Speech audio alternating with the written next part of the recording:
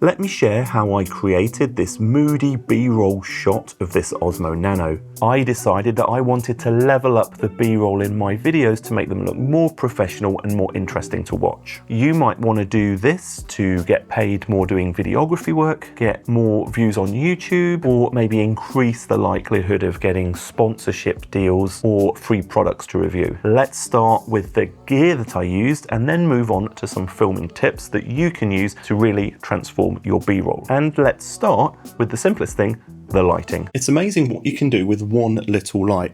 This is an Aputure MC light, and this is the only light filming the entire scene.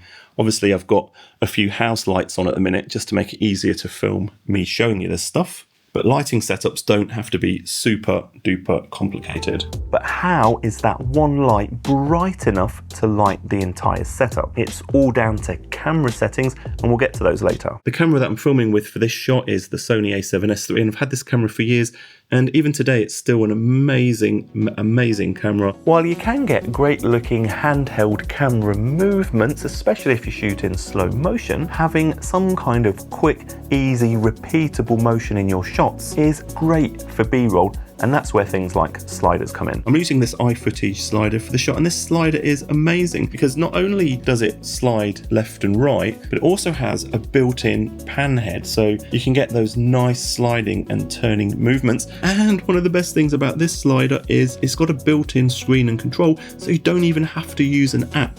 You can also just push it to where you want to push it to, get it set up, lock in that keyframe, so it's just super easy and quick to get shots. Have you ever got what you think is that perfect shot, but when you've got it back to your computer and you see it on the big screen, it's ruined with dust? That's where this next bit of gear is essential. So in my quest to get much better product B-roll on this channel, I'm taking more precautions, really paying attention to details like smudges on the product I'm filming or dust, and a little blower like this.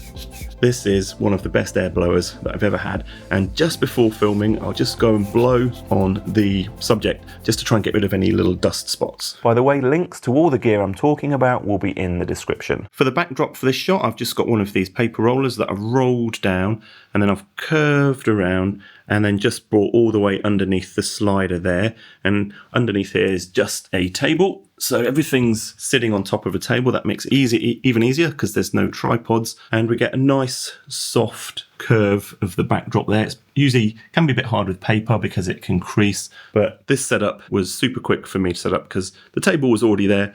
Roll it down, job done. Okay, let's talk about the lens I used on this shoot, and there's probably better choices for B-roll. Unfortunately, I recently smashed my 24-70. I'm using a 20mm Sony lens, and that lens has quite a nice close focusing distance, but if I was to use the minimum aperture on this lens of f1.8, it means as that camera swings around, some of the things I want in focus are probably going to just shift out of focus a little bit because it's a much shallower depth of field. So stopping down to f4 means that I can either increase the whole lighting setup in the room, which I didn't want to do, or just increase the ISO to that second base ISO. And while we're on the subject of ISO, let's talk camera settings. For the camera settings itself, I'm shooting in S-Log3, and on the A7S III, that gives me two base ISOs to choose from, 640 and 12,800. I'm shooting at 12,800, so I can use a stop down aperture of 4.0, and the reason for that is it's just going to give me a bit more depth of field when that camera swings around on the slider. If you're wondering what that app was that showed the live camera view and the settings,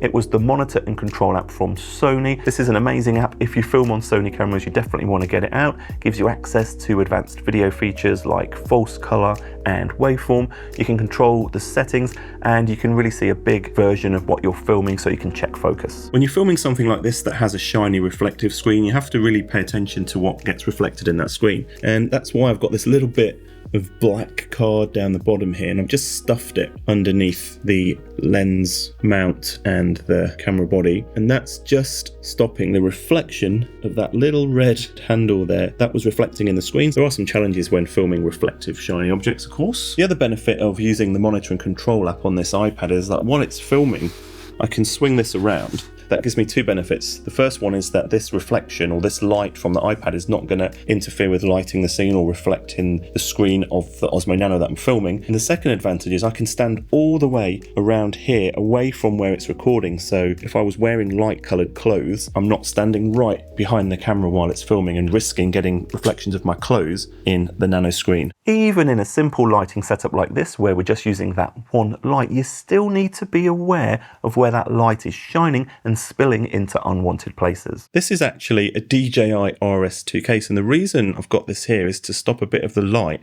from hitting the back. And if I lift this case up, you can see how that whole background goes lighter, and sometimes that might be what you want, but in this case I want to go for that super moody look. So I can just position this so we're not getting that light spill onto the backdrop, but we're still getting good light on the subject itself. This video will teach you more about the slider, and this video will teach you how to get started color grading in DaVinci Resolve. Color grading is one of the simplest ways you can really elevate your B-roll and make it look amazing. I'm Jason Roberts, please subscribe, and hopefully I'll see you in the next one. Bye.